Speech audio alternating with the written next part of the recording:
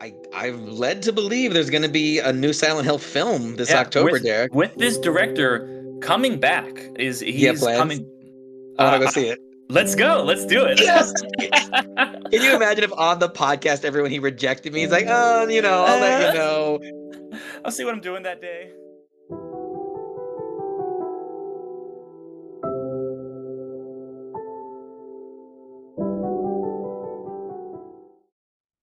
Welcome back to the old switcheroo where we're normally talking gaming retro with Mike and Jaymo.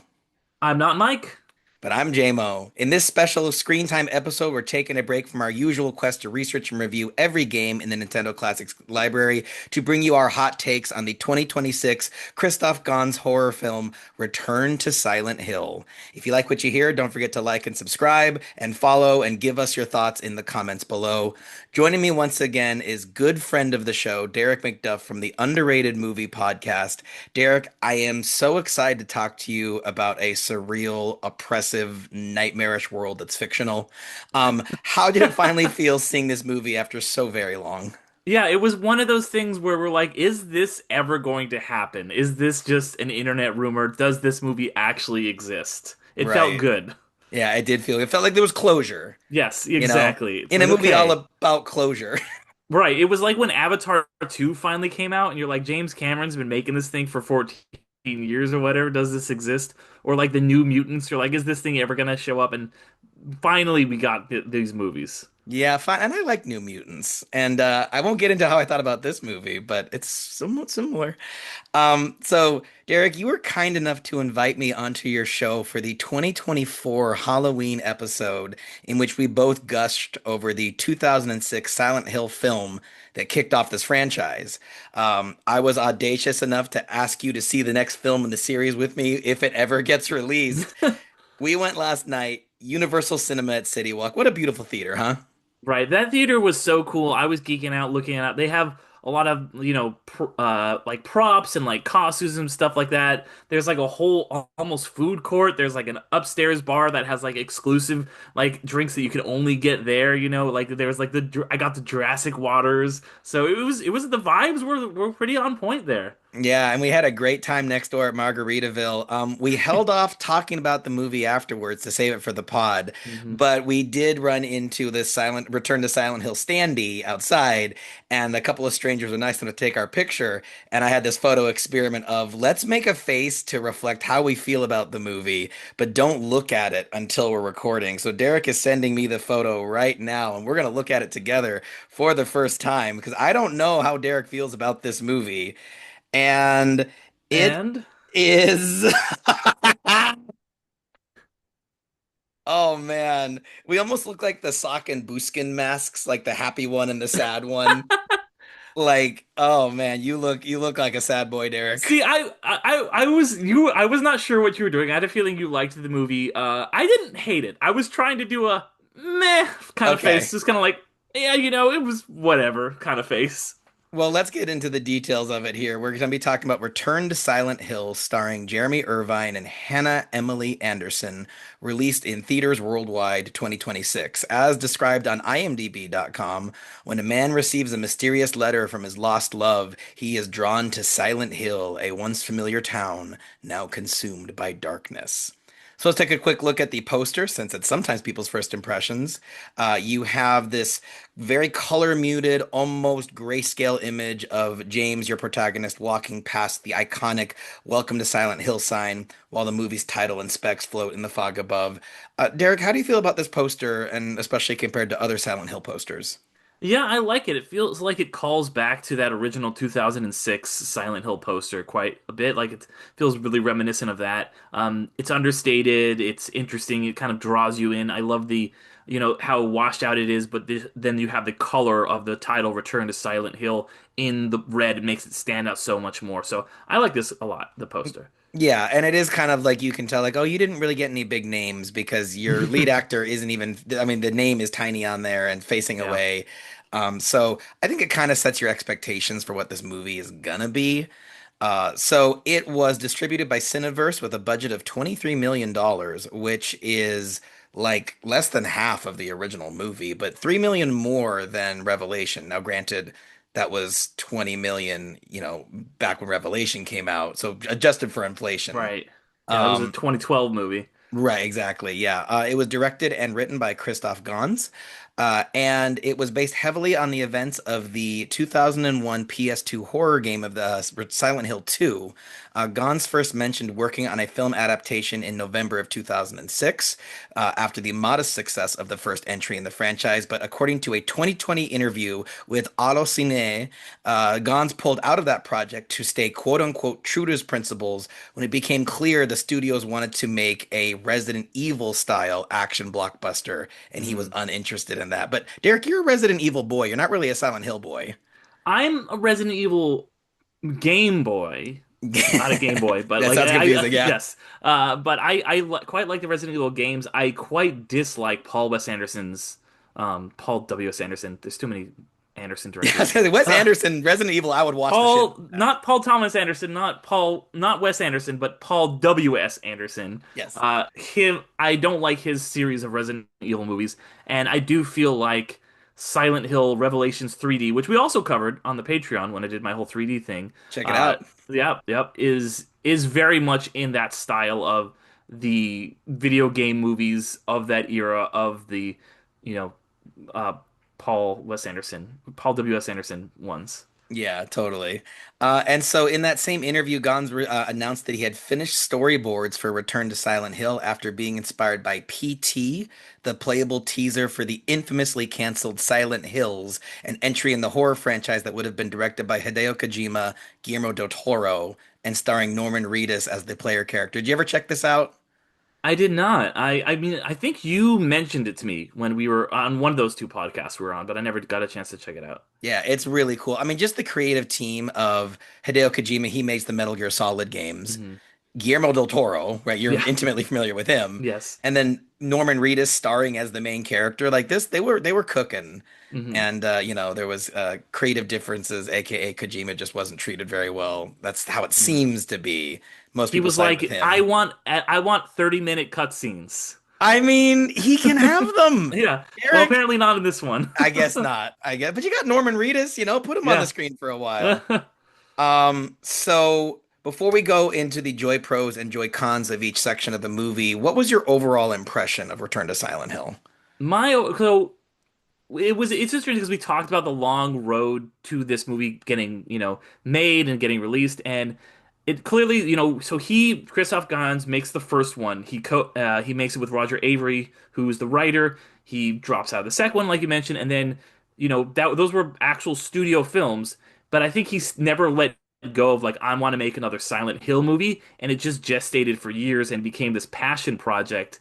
And sometimes when a director has an idea they won't let go of for a while and they're just cooking so long, it can get a little bit muddled, especially when it's like, okay, well, the studios aren't involved in this. It's an independent thing made in Serbia. And it kind of, the best way I can put this is it feels like a sci-fi original movie Yeah. in almost every respect, in Yep. terms of the effects, in terms of the pacing, in terms of the acting, especially. This movie is very, very much like you're flipping channels in 2012 on Sci-Fi, and this shit just comes up on the screen. That's the vibe it gives me. Yeah, I also, a few minutes in, it struck me like, oof, this acting is rough. I will put it in somewhat the same boat of the acting of the first two films in the franchise, in that when characters are speaking and they're trying to sound casual, it's so awkward, and every line delivery is just like, that was the take you went with? Really? But then, I don't know about you, but once Silent Hill and the rust starts flying, I felt that Jeremy Irvine had some genuine moments of like, oh, he looks terrified and deeply exasperated, and like there's sweat pouring down his face, and he's like choking on water, and just like, I don't know. I thought he did a decent job in the horror scenes. Would you not agree? He was fine, I mean, Okay. I kind of disagree. I remember you saying something similar about the like bad line delivery when we talked about the first one. I think, Hmm. the first one has some really talented actors, Sean Bean and all them, and Rahita Michelle and all, just Deborah Sue Unger, Carrie Sue Unger, I can't remember her name at the top of my head, but They're really good. And then even the sequel, which is a really bad movie, has like big actors, you know, like Carrie Ann Moss bad doing camp, I think is better than just a bad actress, Yeah. so I didn't love it. There was a couple, Hannah Emily Anderson who plays the 18 women in this movie. I think she's okay in some roles, but like overall, just yeah, this the acting was a little bit. It was kind of like, oh yeah, this is an independent film. Right. I definitely had to adjust my expectations of like, okay, the acting's not going to be good, Jaymo. Just accept that and try to find the good around that. I also agree. I don't think she was it. I think that she and Jeremy Irvine only had chemistry when they were kissing. I feel like that was Hmm. the whole audition was like just a, like who looks best in a kiss. And I was like, okay, this is good. And then they started talking to each other again. I was like, ugh, not great. But worst for me was just the egregious use of just CG backgrounds that were just very low quality. I don't want to accuse them of using AI because I think it would have looked better if they had.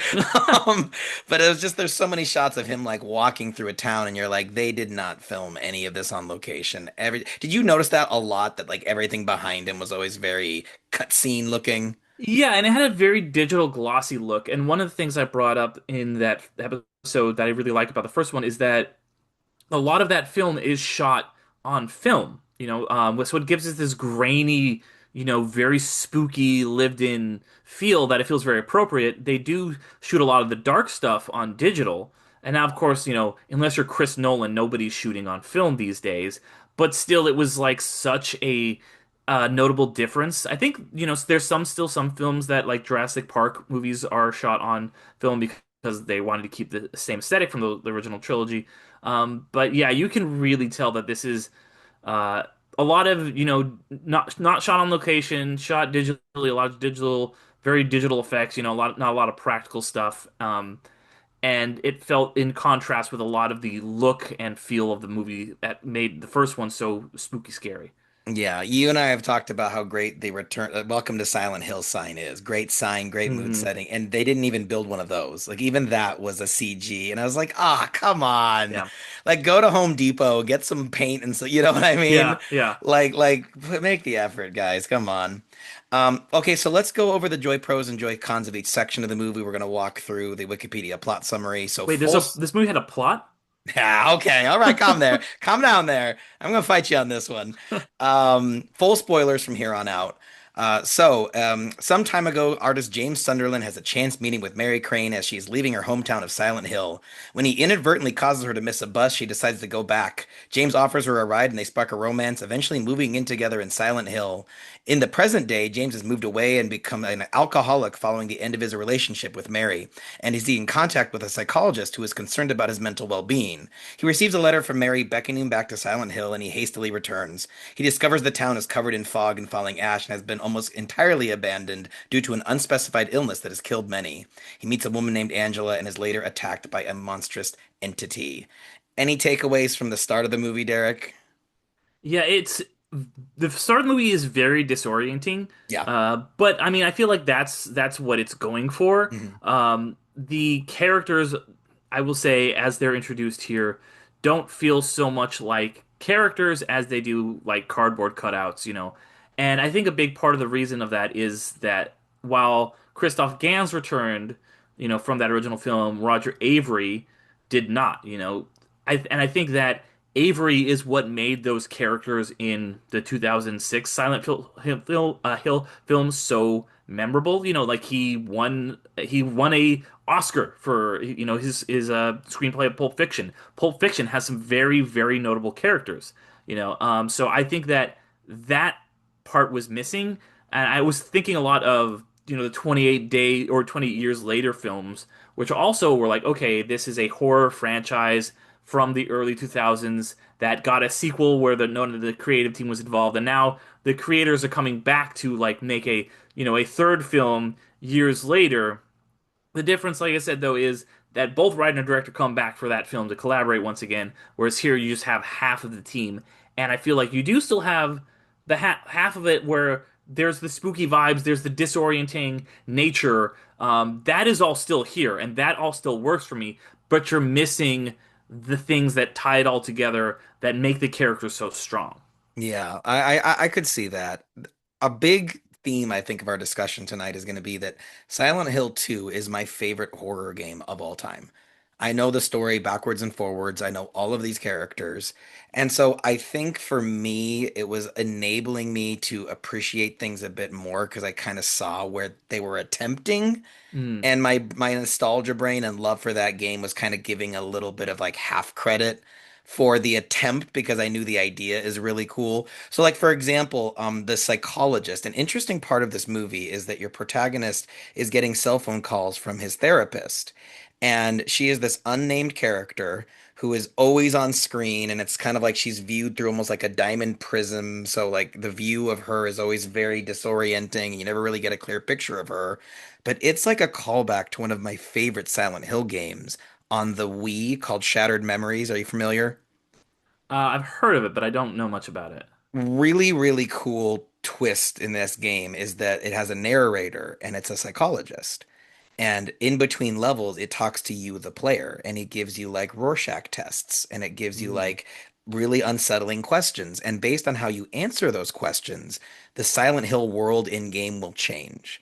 So interesting. if you answer the questions with a little bit of thirst to you, then the enemies get more sexual. If you answer the questions angrily, enemies become more aggressive.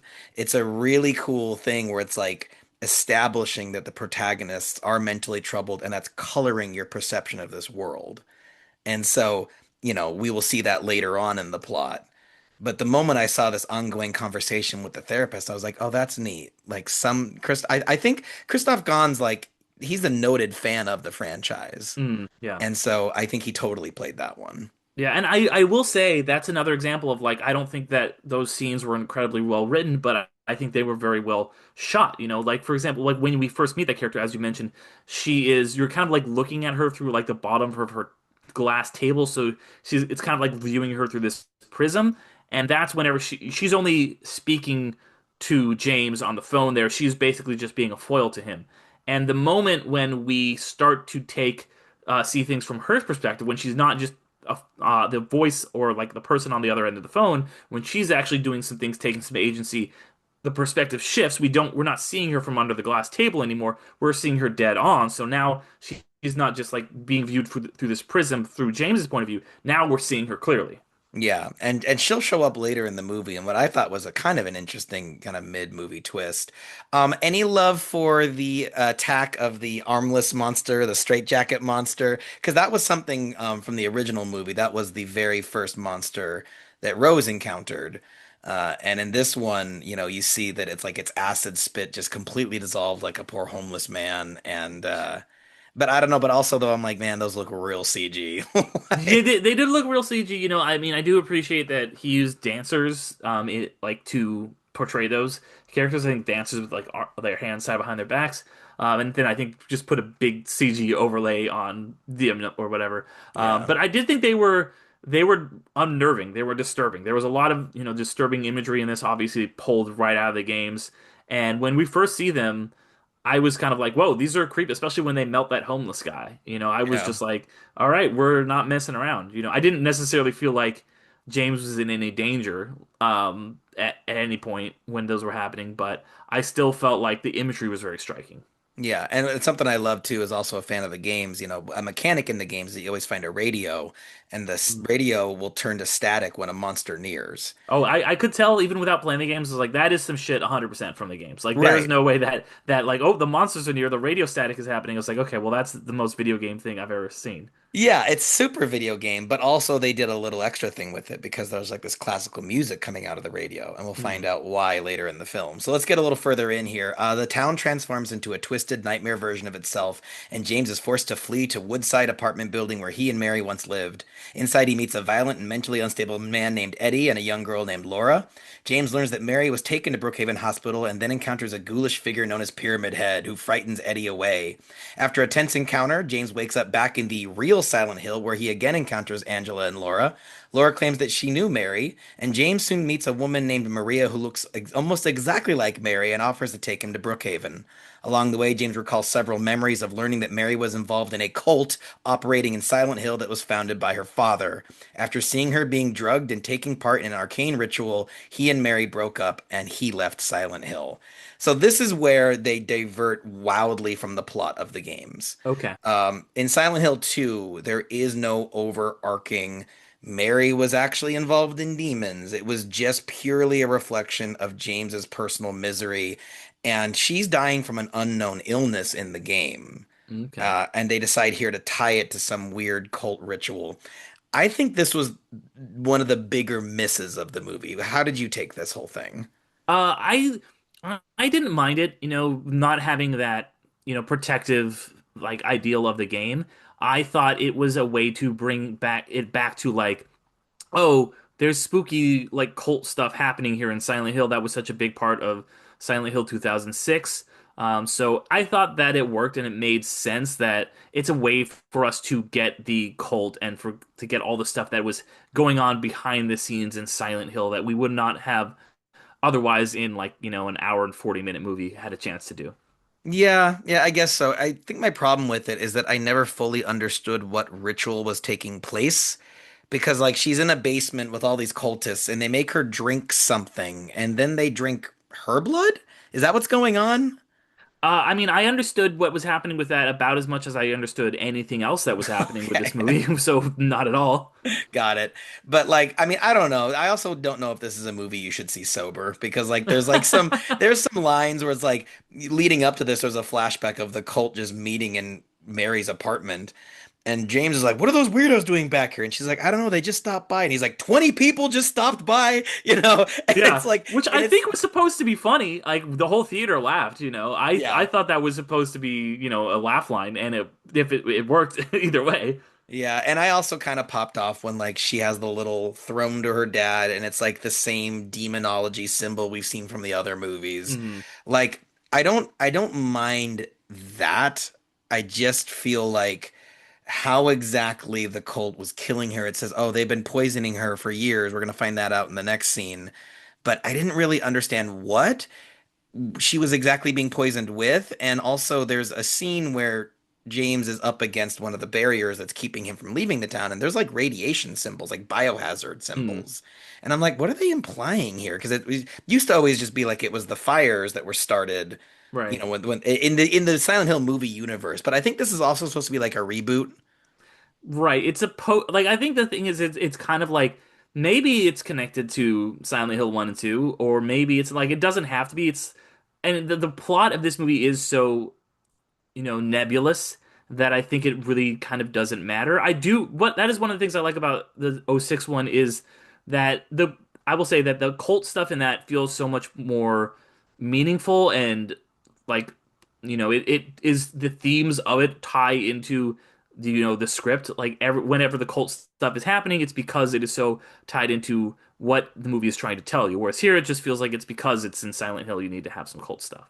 Yeah, and there's like all these parts of like the witches and all these like older women being like scary. And I was like, that's Yeah. so opposite of like the kind of female empowerment, like, focus of the 2006 movie. Well, not empowerment, that's not the right word, but like, kind of uh, casting a lot of female characters that defy stereotypes and Right, norms, you yeah. And know? because that one was originally supposed to like not even have any male characters, which is interesting because yeah, this one does feel a lot less progressive in that way. Yeah, Even though it was co-written by a woman, Sandra Vo co-wrote this movie along with Christophe Gans and Will Schneider.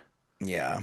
So this is where the movie starts to get pretty intense. But before we get to that part, though, Mary slash Maria. So did you clock that they were like supposed to be kind of the same? I mean, it's the same actress, Yeah, as soon as she was like, "Oh, I look just like her," I was like, "Oh yeah, that is the same actress." And then when she said, "My name is Maria," so I'm like, "Okay, so Mary, I get it."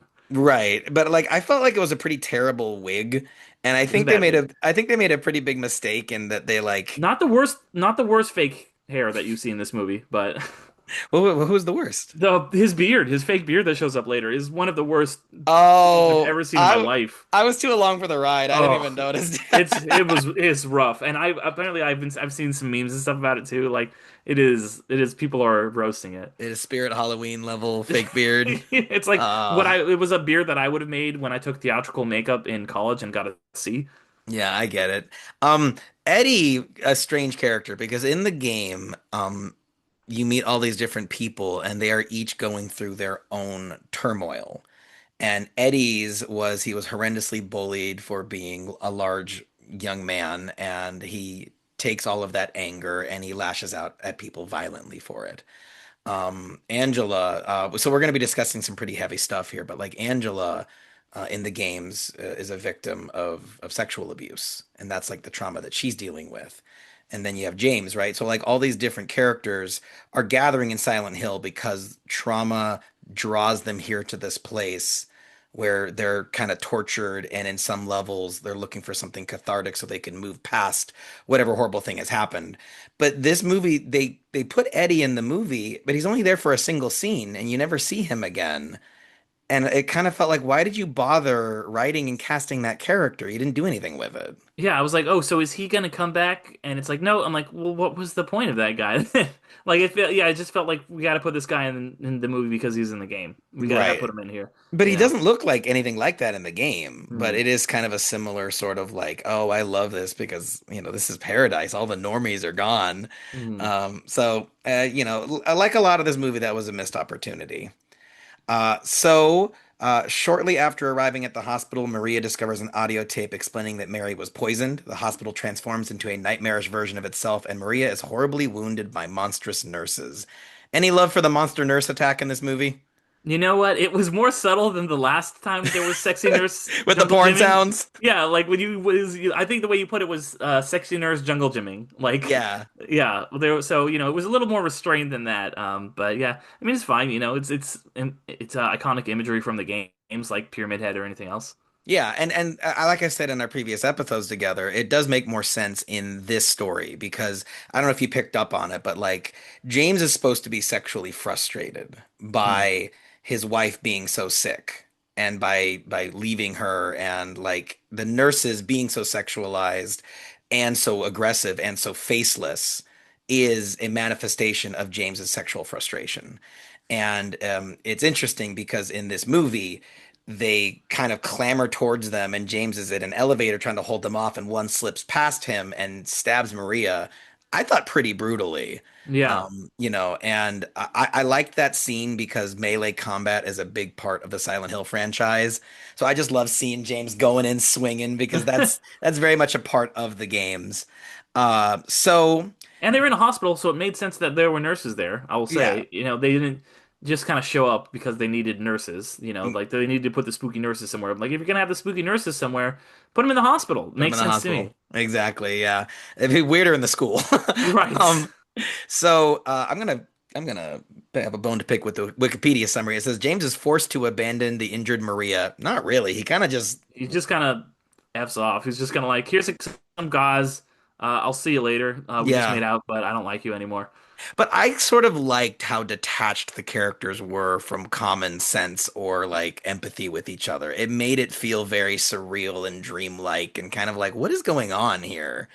Yeah. Like, It's almost like an experimental film or like a music video even at times where it doesn't feel like it plays more on dream logic than it does by like traditional movie logic, where you like things make sense. It's like no, like things just are just kind of happening in whatever order, and things are half remembered, and you're like, people are like, well, how long ago were you here with your girlfriend? And he's like, I don't know. Like it's all very vague, and the way things are flashing back and forth between the past and the present, and like reality slash what is not reality, and just it's all kind of jumbled up together in a way where you feel like you're having a dream or you're describing something you can't quite remember.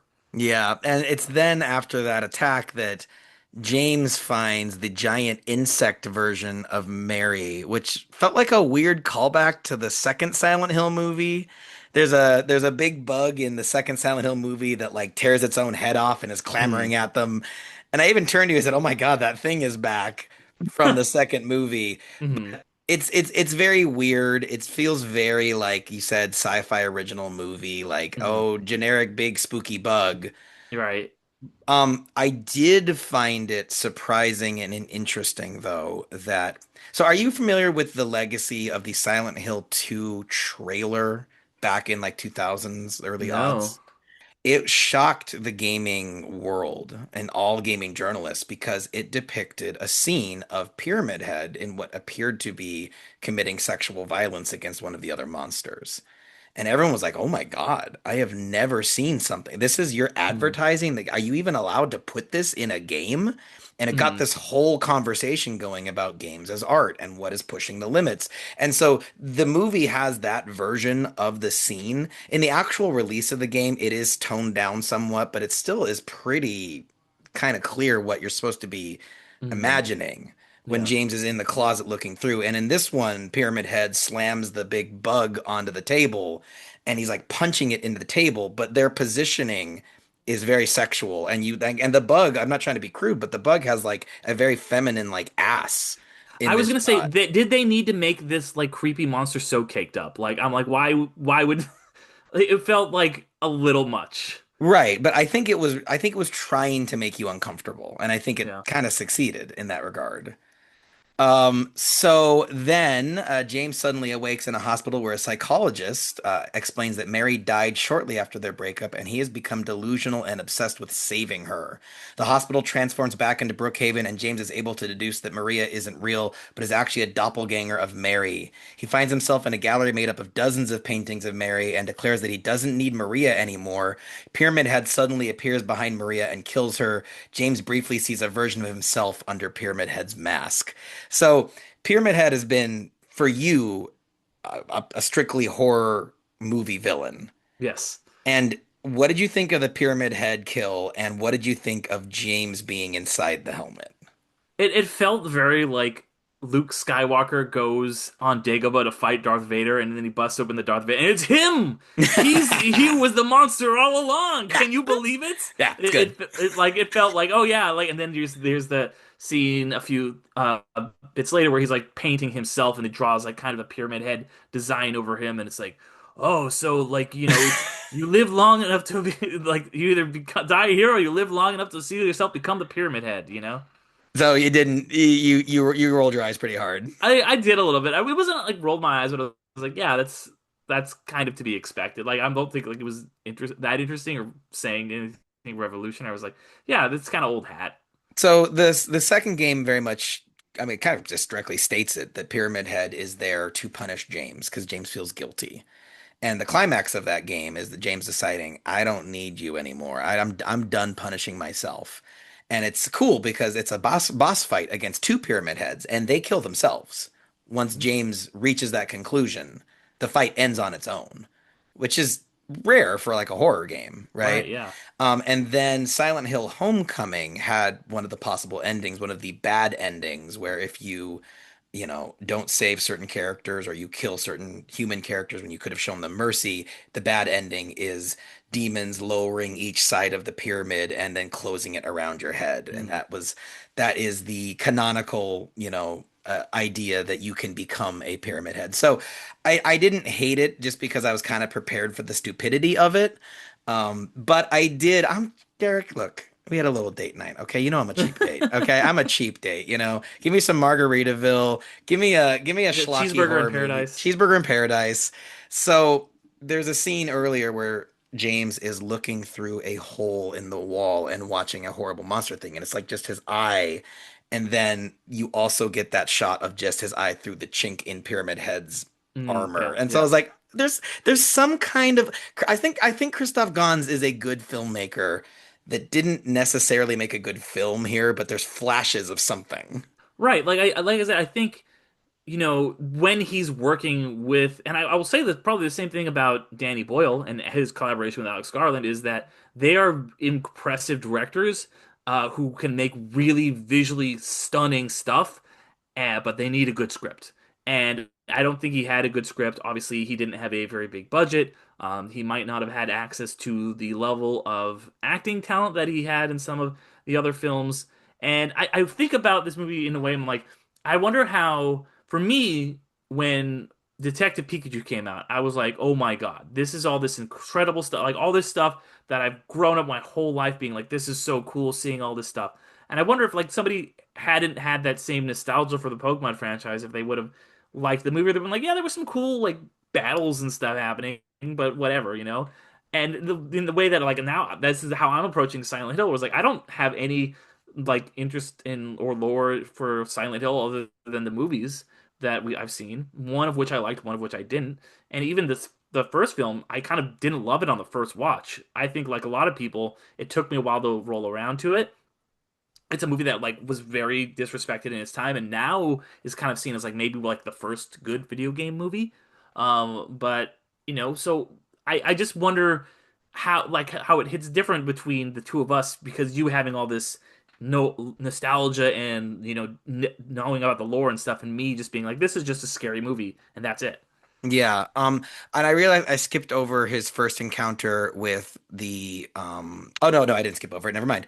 So I forgot there's two versions of Mary. There's the bug Mary, the big Hmm. moth Mary that's climbing along Well, the there's like walls. 8 versions of Mary, but yes. I thought I skipped over her final form, but we're gonna get to that here. Yeah. So, and I did think the Pyramid Head kill was kind of sick in the way that he like is just hoisting Maria up on that sword like she's a kebab, and James is not even looking, and just there's so much blood, and like from our discussion of the first movie, I love a good Pyramid Head kill, Hmm. and just because I think that they're like really gruesome in a kind of a fun way. It kind of gets under your skin with how violent it felt, at least for me. Yeah. What did you think though of this twist that like in the middle of the movie, James is constantly bouncing back and forth between the hellish version of Silent Hill with all the monsters and then the limbo version of Silent Hill with the fog, but at this point in the movie, we snap back to like actual reality, and he's not even in Silent Hill. He's like in a regular hospital, and that's how you know this is really taking place in his mind. Did you like that or did you not like that? I liked that because it still gave you enough reason to doubt, right? It still was like, oh yeah, this is like happening in his mind, but it's like, or is it? Like the whole movie was so like not giving you answers that I'm like I could take it being like what's real, maybe the hospital like the real world isn't real, Oh, like maybe none of this is real, like maybe like he's going back and forth between these different levels of Silent Hill like they were kind of doing in the first one where Sean Bean is on like one plane and he can't get to the other plane which his wife and daughter are on and he's like maybe somehow transitioning between those. It's so like visually kind of just that's all you're getting is the visuals. You're not getting the any definitive answers from the script. You're just getting the vibes. This is very much a vibes movie, I yeah. feel like, and that was where it was most successful. Is where I was like, and we'll get to it when I get to the end. But that's how I feel about the end too. Is like I'm like you could take the ending a number of ways, just like you could take that twist in the middle a number of ways. Yeah, I like that. I hadn't really thought about that. And it calls back to Silent Hill Revelation, a movie that I know I was a surprising defender of. If you just subscribe to Derek's Patreon, of course you should. So it's well worth the money. But is it was the guy who played the big monster in that one, Malcolm McDowell or something like that?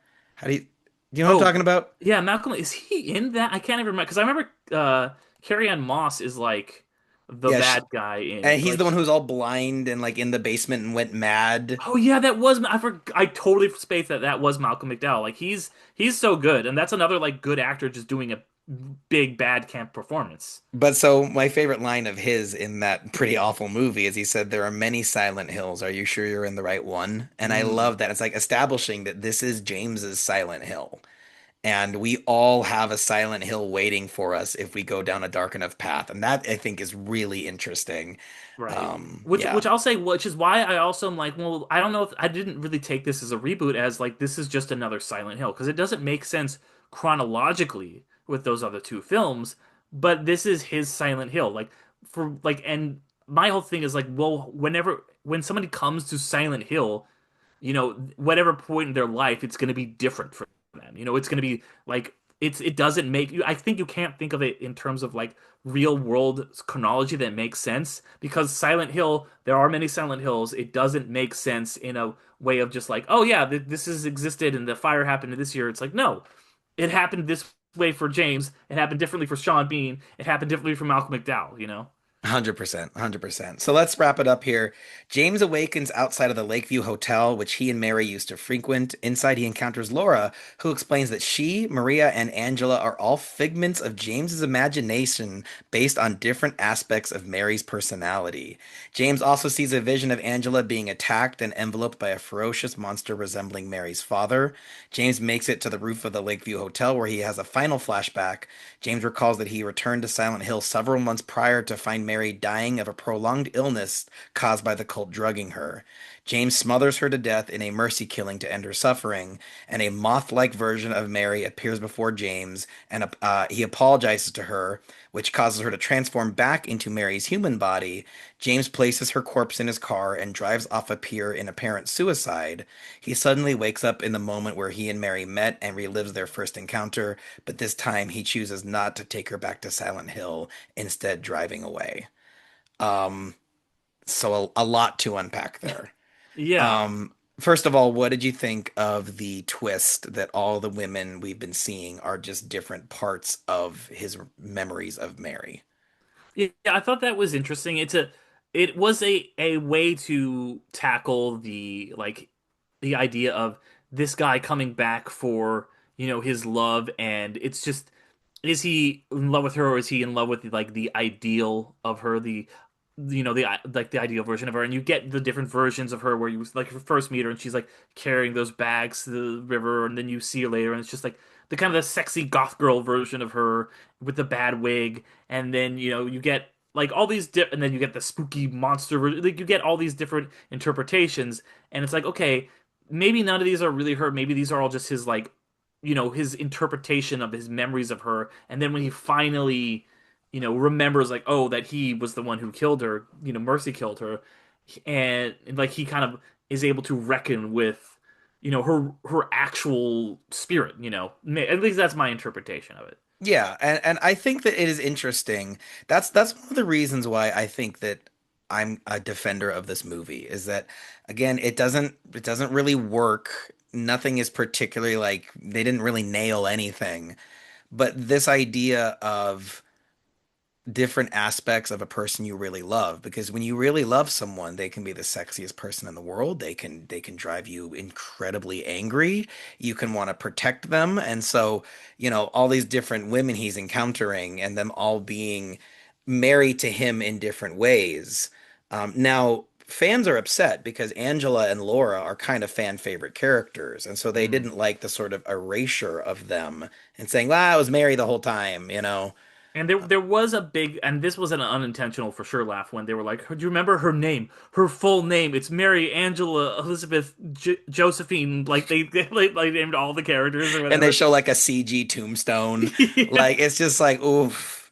I really feel like there's an alternate world where Christophe Gans never moved away from this project, and this was a straight to DVD sequel released in like 2009, and people would really like it. And it'd be like those Mm, Scorpion King sequels where it's like right. these are actually okay for what they're trying to be. Yeah, and it felt like a straight to DVD sequel released in Yeah. 2009.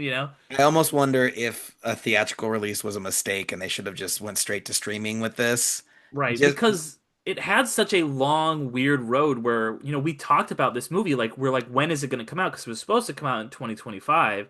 And we were like, okay, well, we have plans to see this. When is it happening?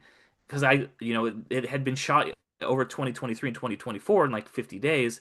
And then I think it sat on the shelf because they made it independently because it was had a really hard time finding a distributor. And I think like we can kind of see why. And yeah, like maybe if it would have gotten sold to like a streamer, but I don't even know if that like what streamer would necessarily want to take this, and even when it dropped, I didn't see any trailers for this or anything. I just I just kind of like was sporadically checking in on it, and then saw like, oh, it's coming out in January, and then like I saw on my AMC app, it was like, boom, like coming soon. I was like, all right, and I like text you like, Jaymo, let's go. You didn't even know that it was happening. I'm like, let's set a date and let's go see this movie, and it was even in one like the AMC in Universal, one of the biggest theaters in, the country, and it was like on in one tiny little theater, you know? Yeah, I think Five Nights at Freddy's 2, which has been out for months, had a bigger Yeah. showing. Yeah. But so I want to talk about the Angela scene because this is one of the most memorable moments of the game. Her character was the victim of sexual violence from her father, and she has horrible trauma from that. And so, in a room with these very phallic pistons moving in and out of the walls, you have to fight this thing called the Abstract Daddy. And it's a very horrific boss fight because it's like you can tell under a sheet that there are two figures in there, and one Hmm. is definitely the victim of the other, but they're moving as one horrific moment embodied in a creature. But this movie just made it way more explicit where you can actually see the sheets and you can see the look of horror of Angela as her father is on top of her. And I'm sorry, like, if you're listening to this and it's really upsetting, but like, they just went there. But I feel conflicted because I kind of respect that they did that moment. I was actually just reading a YouTube argument saying the feminists are never going to let the abstract daddy be in this movie. And I was like, oh, that aged like milk, huh? You freaking idiot. Like Eh. they went there, but then also they didn't really respect the power and horror of that moment. It's almost just used to be spooky. Hmm. So I don't know. What did you picked up on that, right? The sort of I sexual honestly I nature. didn't. I cannot Oh, like didn't even like cuz it just looked like a kind of like vague sheet, and I oh, think if I had known for what it was and I knew what I was looking at, I would probably have picked up on it. But I didn't even get what I was seeing there. oh, It was just, and it might be because it was just so dark and stuff, and like I didn't really, had no idea what I was seeing. I was just like, oh, it's like a sheet, okay. So yeah. Well, Now with that context, that makes a lot more sense. right, and there's like a moment when he's talking to her, and the sheets are grabbing her bare legs, and it's That like, that I did, yeah. That was like okay. That I did get that. right. But so, I don't know. I just couldn't believe that that was from the game into this movie. Hmm. I just don't know if they should have gone for something so awful if Yeah. they weren't prepared to make a statement about it or like Well, have now that that you're saying be. the thing about the grabbing the legs, I'm like remembering. I'm like, oh yeah, there was. It did seem like something was happening in Yeah. the sheets. Like it's kind of coming back to me a little bit now. Because it was still kind of obscured, Yeah. but you could tell that like there was a woman being restrained, for lack of a better term. Right. Yeah, exactly. But it is also kind of a neat parallel because the other final boss monster of this movie is Mary's form. She's in a hospital bed, and the hospital bed sheets are her moth wings, and she like reaches down and grabs after him. And I really liked this because at the end of the game, the last boss is kind of lame.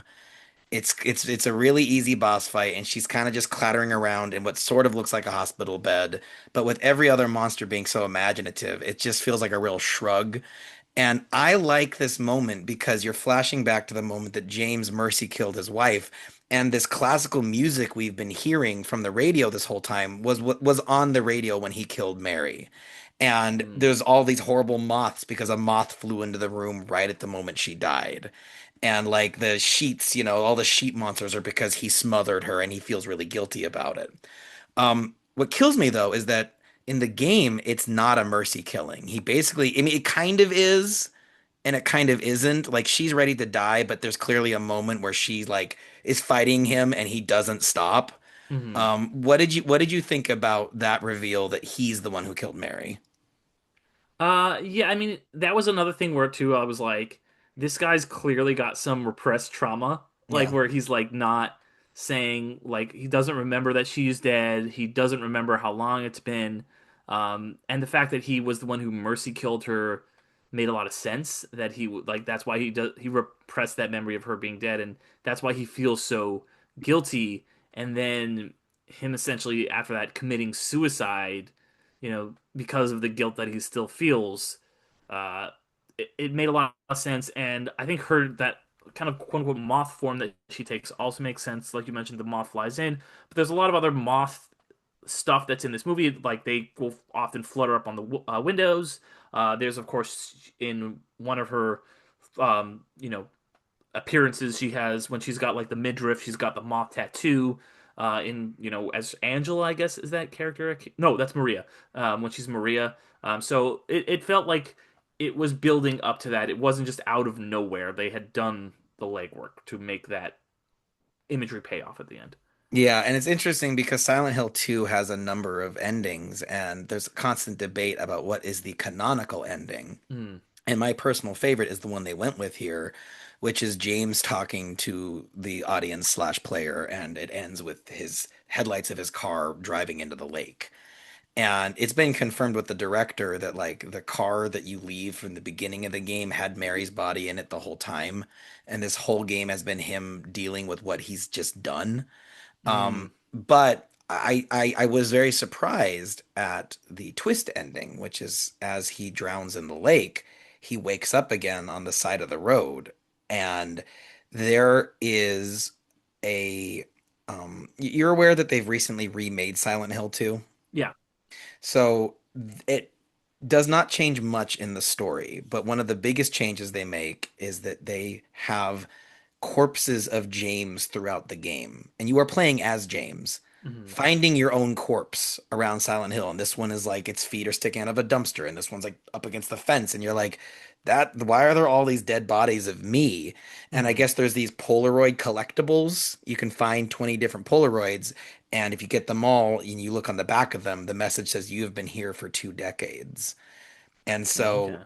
James is trapped in a loop of constantly reliving this experience over and over and over again. So I didn't even know that was a thing until this happened, and I was like, "Oh, that's another example of you cannot like this movie if you want, but there was an attempt to look at the fans of the series and go like, I see you. I know what makes Silent Hill interesting, and I'm gonna try." So A for effort, B for Yeah, effort, C for effort. and I wonder if, this one will come around like the first one did, because as we talked about, the first one was not well received when it came out. This one is being very, very not well received. I think I looked it up, and it's got an even worse letterbox score than Silent Hill 2 Yeah. by like a point or point one or whatever, and I'm just like, that's wild to me. Um, but yeah, so I wonder, with if like it's like with the Star Wars prequels now, like those movies were reviled, and now people love them, and I'm like now like the generation that grew up with like the Star Wars sequels are starting to like them. So I think everything, once you have enough nostalgia for them, they come back around. So I wonder if that will happen with this movie, or if it's just destined to be like forgotten. If I, it can stay in the cultural memory, it might. I, You th know. I think maybe I think part of the reason why the Star Wars prequels have been so like reassessed is that like the younger generation they spend so much time watching amateur content creators that they don't really expect the level of like acting, like everything is schlocky to them. Well, the So like prequels, that's our generation that grew up with the prequels. It's not even like the younger generation. right, but the younger generation I think are the ones who are like these are better. There's a very strong section of the Star Wars fan base that think the three prequels are the best three movies. Yeah, I mean, there's a lot of people our age who will go to bat about Revenge of the Sith being like a masterpiece, and I'm just like, it's fine. I like it. It's not The Empire Strikes Back. Yeah, I hear you. Okay, well, so I think we covered the joy pros and joy cons of this movie. Anything else to say before we render our verdicts? Yeah, I mean, I will say just a couple like stray thoughts, stray joy pros and joy cons. I the on the end of the movie, I kind of alluded to that I liked the ambiguity of it because, as we said, he drives in the lake and then you get the whole reveal, and it makes you be like, oh, was this whole thing a dream? Did he time travel? Is this his like dying fantasy? And I think it could be any of those, and it doesn't give you a definitive answer. So it's like, yeah, you want to have the happy ending. It's able to, because a movie can't give you multiple endings like a video game can, and this finds a way to kind of do that where it's like you can be like, hey, this is the happy ending, or you can be like, I my interpretation is probably personally that like, no, I think he's just imagining this, and this is his dying thoughts. Um, or you could be like, it was all in his head. Like, you could take it a number of different ways, but I like that it's ambiguous and you don't have a definitive answer. I think I would like it a lot less if it did like have a definitive answer. I think it's almost like the top spinning at the end of Inception. My other last joy pro is that the composer for this is the actual composer for the Silent Hill games, Akira Yamaoka, and Christophe Gans said he wouldn't even do the film if that composer did not come on and do it. And yeah, this movie sounds like a Silent Hill game, and I will say, that's because they got the person who wrote the Silent Hill music to write the music for this film.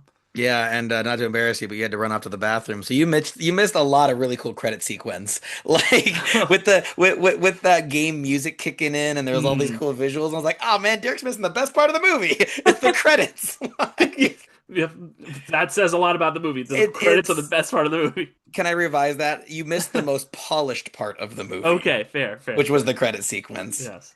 All right, well, so we covered the joy pros and joy cons of Return to Silent Hill. Derek, we only have two on this show. Is it a Nintendo or a NintenDon't? I think it's a NintenDon't, but just ever so slightly. Okay. Like I don't hate this movie as much as a lot of people, but I still would not necessarily recommend this to anyone except for maybe the most hardcore Silent Hill fans. And even then, like I feel like they might be like, well, they changed it, now it sucks. Yeah, they're mad. The Silent Hill fan base is not happy. The Reddit is a raging. Reddit And checks out. and it's this awkward thing. It's like Ghostbusters 2016. Actually, that movie was actually way better than this one. That's not a great comparison. That movie, like, but so yeah. You know, for me, I think if you're willing to check your brain at the door, right, and just prepare yourself for some pretty atrocious CG, acting is hit or miss, I think you can appreciate the ways that this movie is attempting a big swing. So for me, it's a Nintendo, and this is motivated almost entirely by nostalgia for the second game, but it's my favorite Silent Hill movie, dude.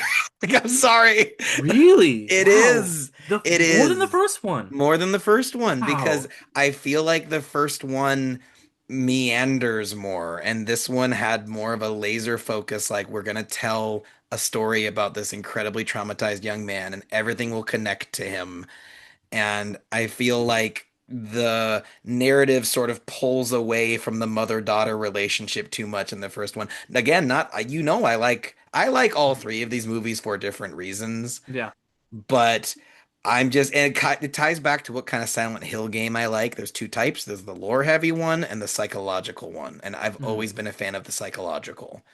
So gotcha. even as sloppy as it is, this is a Nintendo for me. And I'm excited Nice. because that means we get to throw it to our listeners on the Discord. So join the Discord on www.theoldswitcharu.com. If anyone else sees this movie. If you're one of the four people who watched this movie, please let us know. All right. So we're going to call that game over for today. This concludes our final verdict. Return to Silent Hill. It's a tie. So we'll see how it all shakes out. We'll see what this movie's legacy ends up being. Derek, thank you so much for talking Silent Hill with me over and over. Yeah. Before you get on out of here, why don't you remind our people where they can find your stuff? Yeah, absolutely. So you can find my podcast, like you mentioned, the Underrated Movie Podcast. However, you're listening to this, you can also go to underratedmoviepodcast.com or look up Underrated Movie Podcast on any of the socials. And Underrated and all the other podcast stuff I do will be there. That sounds NE excellent. Everyone join us next time. We'll be spreading the happiness with Chibi Robo on the GameCube. Huge vibe shift Yeah, I will from say. like what's happening in the world and this movie, then Chibi Robo. So it's like we recorded that way in advance. Mm, Until next time, please remember to like, follow, or subscribe to the Old Switch Aru and rate or review the show wherever you get your podcasts. You can also visit www.theoldswitcharu.com to find our social media links. We'd love to hear what you thought about this episode or what you'd like to hear in future episodes. As always, thanks for listening to the Old Switcheroo, where we're normally talking gaming retro with Mike and Jaymo. I'm still not Mike. But I've been Jaymo. Game on, everyone.